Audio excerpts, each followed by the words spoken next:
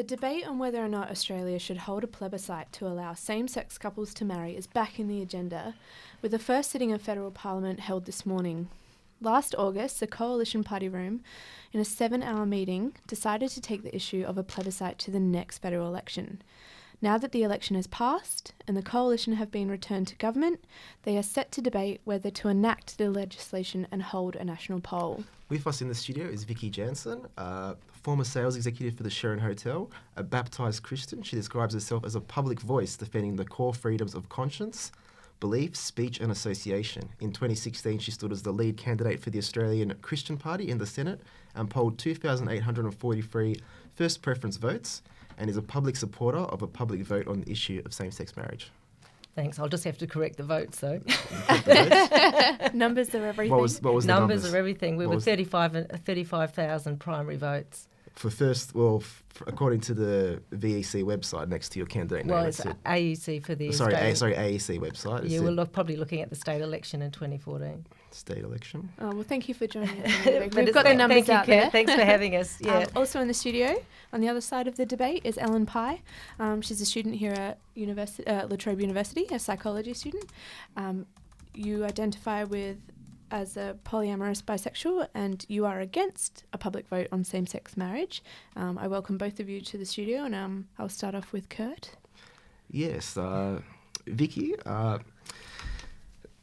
so much of the public debate in the media has been framed about why a public plebiscite on same-sex marriage would be damaging for the community and why it is not needed, but the case really hasn't been built, I don't think, or heard at least, for why a public vote on this issue should take place. As a supporter of a public vote, why do you think that this issue in particular should be decided by the public? Why do we need to have a plebiscite? Well, I actually don't think that people can really trust the politicians to be representative of society. I think that this is a huge public issue for everybody. We're talking about the foundational unit of society, the family, which, has social, economic, every other implication. It's a huge issue to everybody. And so I think that we should give the people a vote. And as I say, I don't think that politicians can be trusted because on the one hand you have, for example, Richard Di Natale saying that we should never put the question of human rights to an opinion poll, but then just 12 months ago, of course, they were really joining with all the crossbenchers to insist on having a plebiscite. So on the one hand, they don't want a plebiscite when it doesn't suit them and do want it when they think it does. It's very, very fluid, the whole thing, the thoughts about a plebiscite. When you look at the Labor Party and all the leaders that have at one time not supported same-sex marriage and now do support it, it just seems to be, look, let's just ask the people. They haven't got political interests as such. Let's ask the ordinary people of Australia. But do you think that's because, even today in a poll, the dissatisfaction rate of Malcolm Turnbull came out at 52%. And I think, do you think that that's because of the plebiscite? Are people changing their opinions due to public want? Do you think Labor's changed their views because people actually don't want a plebiscite? No, I think we've got to the stage where we should have a plebiscite. I think that people do want one. I think it would be unfair in a sense because I don't think that Parliament is really representative of ordinary Australians, and I think that that will be determined by a plebiscite. As I say, it's the most, and whatever way the cards fall, so be it. The people have spoken. But just to stop you there, even if the plebiscite goes through, so many members of the coalition have still stated that they're going to be voting consciously. So whether or not if Australia votes yes, or it doesn't necessarily mean that it's going to go through in legislation anyway, because a lot of the members of Parliament have just said that they're going to vote consciously. Well, that's true, and they probably would be punished for that at the next polls if they didn't represent their electorates. I think there would be an obligation on the major parties in particular, for a minor party like ours if we were elected to be elected on this issue, of course we couldn't go against our conscience and so forth, but for the major parties that have put it to the electorate, and they have spoken to ignore the outcome, I think that would be disastrous. Ellen, does that bother you that you have a government right now who is pushing for a plebiscite and then it's not even going to be final if the plebiscite goes through? Australia can always vote no.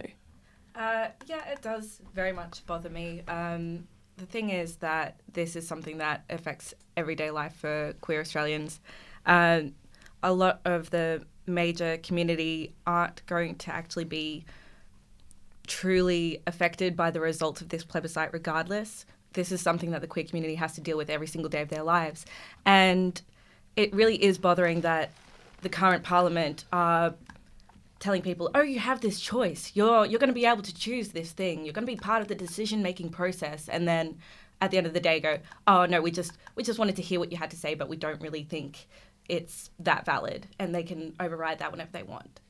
It's such a big thing. I mean, there's only ever been 3 plebiscites in Australia that Kurt and I have found. And one of them was for the national anthem, and whether or not... It seems like such a big socioeconomic topic to be put forth, you know, comparing it. The last plebiscite was for the anthem and what everybody wants in that. I think we need more direction in this, and not necessarily a plebiscite vote on that. And I know that that's just my personal opinion, but I think my biggest worry is that the plebiscite will be turned down, and then it takes 3 years until we discuss this again. And what are your opinions on that? I mean, if the plebiscite doesn't go through, or if it does go through, nothing's still going to happen in a short amount of time.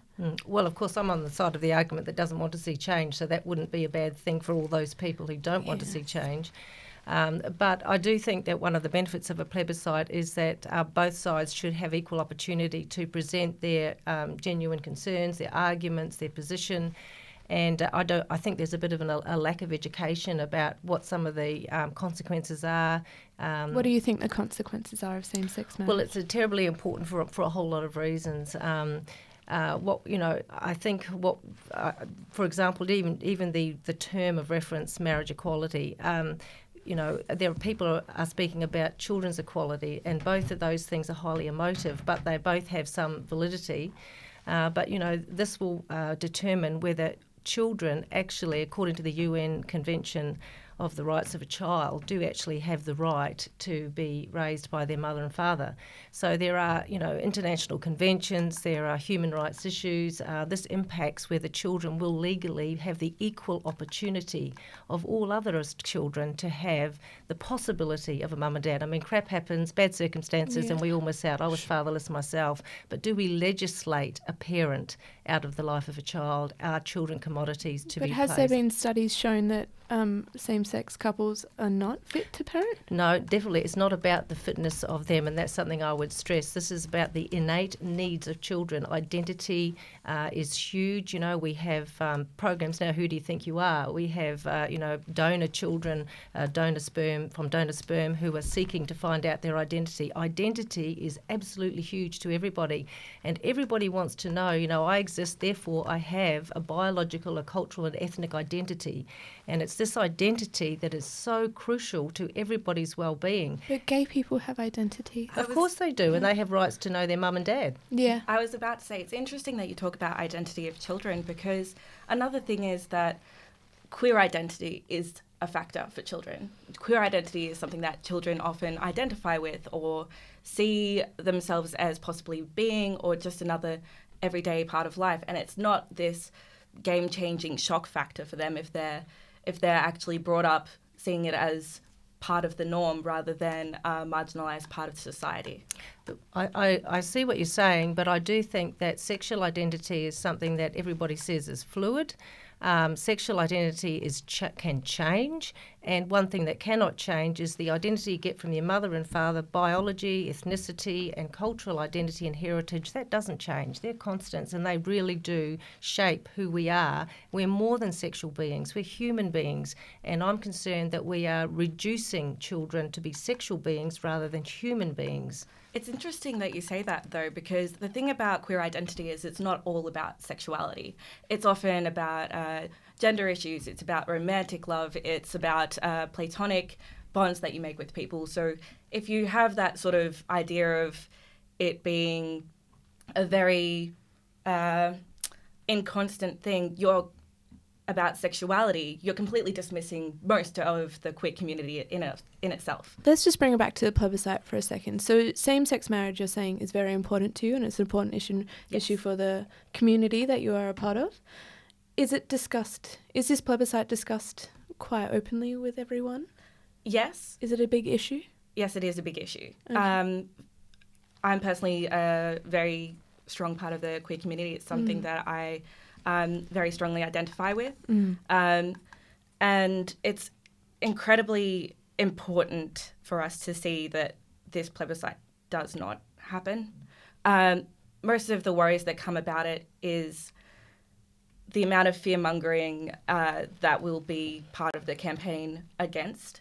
Which is what I wanted to... Have we seen anything in your experience from the community that they're feeling that at the moment, feeling targeted? There's been, because of course a lot has been said that having a plebiscite on same-sex marriage will open the queer or LGBTI community up to attacks from the no camp and stigmatization, etc. Have you? Yeah, definitely. Has anybody been feeling that at the moment? Have any examples of that? Definitely. Even now, just discussing this part of whether the plebiscite is going to go ahead or not is causing a lot of queer people undue stress, and it's really a part of, I guess, we are trying to avoid it at the moment because we see other people making these decisions about lives that aren't theirs. So we see these people who don't understand what it's like to be part of a marginalised community saying insensitive things without realising how much damage they're doing. If you look at statistics for the queer community, we are by far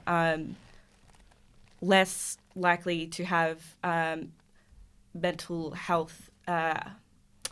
You're more likely to have mental health? More likely to have mental health issues and less likely to have mental health interventions selectively for us because our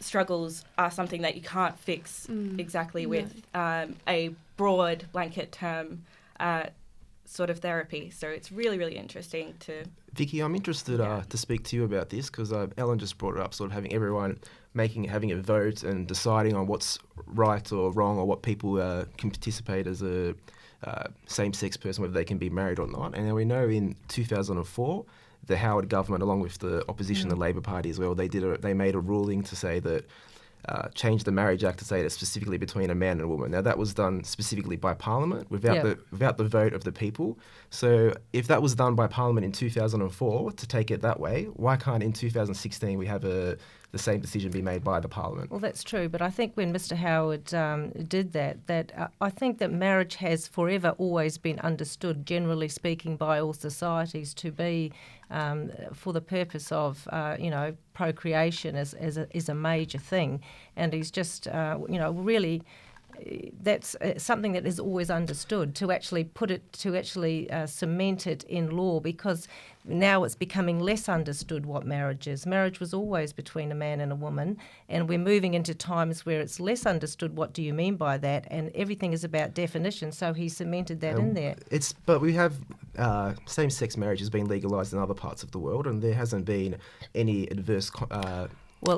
there has been a lot of adverse, things. I mean, even here let me just flick down here. Even here with in 2012 with Professor Kuravalli George, he was forced to resign from the Victorian Equal Opportunity and Human Rights Commission simply for having his view that the best thing, opportunity for children. That's Victoria, but overseas, it's legalised in the UK. It's now legalised in Ireland. And, marriage has changed. Yeah, but Canada has got huge problems with freedom of speech. You can't even say in parts of Europe as well now that the terms husband and wife are called bigotry. People are being arrested for what we can call once was an opinion is now hate speech, and it's a very low bar in your conversations. So is your position that by legalising same-sex marriage that it hinges on free speech? Well, it will I'll tell you why I say that is before the last federal election there were 31 LGBT groups that in the Senate inquiry that recommended no exemptions for faith-based organisations. So you are asking people against their conscience to have to approve or take on a cultural... It's really counterculture for a lot of conservative people. And I'll give you an example. A lot of people these days, though, are married outside of a church. They're Oh no, it's got done nothing by to do. It's got nothing to do with the church, actually. church or any No. religious I absolutely organisation? agree. This is a public discussion, and it's not based on a theology as such. It is a public good, but I guess a Christian ethic is to be what is a public good. Senate, Well, you were terms asking. of reference. Well, that's because they're saying that nobody, in a faith-based organisation could have an exemption for conscience. So what we're talking about is an erosion of freedom of conscience. An adoption agency that is got a faith motivation, if you like, or ethos, a culture, is not going to Yes, want and to theoretically, to participate. if faith-based organisations were exempt from having to preside over same-sex marriages, then what would be the issue then? Yes, from but that hasn't been the case. We've got cases in Canada, for example, when people are sitting in on church services, and if they sort of start reading about marriages between a man and a woman in just a normal context, then they've been sued, and the government's suing people, and people are going in to actually make that happen because they want to sort of. It really is amazing, all the things that are actually happening in Canada. I haven't got them all documented in front of me, but I did. Dawn Stefanovic was brought up by her gay dad, and she was out here last year speaking publicly, and I got to spend quite a bit of time with her. So she was saying about all the difficulties now for communities who are not on board with, celebrating, if you like, same-sex marriage, relationships. It means that in the schools things are going to be, it permeates every area of life. So it means that you cannot bring up your children according to your own values and beliefs. Ellen, I had a question for you. Mm-hmm. There is a threat of people in the LGBTI community. They feel like they might be attacked by the no camp. If a plebiscite happened, if there was some sort of legislation enabled that would prevent sort of hate speech happening, and it would allow a plebiscite to be conducted in a peaceful and rational way, would that be something you'd be agreeable to, or people in the LGBTI community would be? Well, I mean, mass murder is illegal, but you look at what happened in Orlando at Pulse Bar, and that still happened. The thing is that even if there is going to be legislation making it illegal for hate speech to happen around this plebiscite, it's still going to happen. It's still going to be there. We see it every day of our lives. So for it to be able to be concentrated in one spot, it would help, I guess, if the plebiscite goes through, for there to be some sort of limitation to what would be advertised. But honestly, I don't think it's going to make much of a difference, because it's not just what you see on media, it's word of mouth as well. Yeah. It's the people you encounter on the street. I mean, that's what Kurt was talking about. Plebiscite is going to cost $160 million for taxpayers. And then who's going to fund these yes and no campaigns once they're done? And if it goes by anything like we've seen in the recent election, they're on the offensive, they're attacking. You have your yes side, you have your no side. And how is that promoting a discussion other than just putting out people's opinions that aren't quite regulated? Well, how much we regulate opinions has got a lot to do with whether we're going to have a free society or not. And I really think we should all err on side. But do you think $160 million for the plebiscite is going to... I mean, we have to fund that. Well, we have to look at the social cost of actually society breaking down, and the cost is something like $18 billion a year that we have with, because of broken families and so forth. So there's a whole lot of things to compare. It's interesting that you say that, because the social cost of being part of a marginalised society like the queer people are and the queer community are is drastic. If you look at stats of trans life expectancy for trans women, it's below 30. If you look at mental health statistics for any queer person, it's double, if not more, than any regular person. And that's part of the biopsychosocial We can go into a lot effects. of statistics for a long time, but I have to finish up and say thank you so much, Vicky, and thank you so much, Ellen. It's been- Before we end, though, I did want to correct something because earlier in the show you did say that I got your numbers wrong, and this is from the AEC website. So 2016 Senate results. Next to your name it says In case you're not watching. 2,843 first preference votes, You need. which is how I introduced you as. I'm So sorry, Australia. I was the lead Senate you were candidate, the lead- and so the party overall got 32,000 votes, but it was 35,000 primary votes. So I it was. says 31,659. Okay, And well, I next, just wonder next if to yours that's- was 2,843. I've got so all the numbers of the correct numbers, You've got and they the are correct just numbers, under but 35. This is the AEC tally room website. So Yeah. if it's incorrect, I'm just following what's said on the website. Well, I'm sorry We've if I we've gotten there in misrepresented, the but end. number That's one, fine. yeah. Can I just say one thing? Of course, is Vicky. there time? When we look at the cost to society, we have a huge amount of data on fatherless children. Now, I was one of those many. My brother committed suicide because he was I'm fatherless. sorry. Well, that's okay. But what I'm saying is there are a lot of groups that you could say are marginalised groups. And when we've got to look at this, what the cost to children of not having a father or a mother, it is absolutely huge.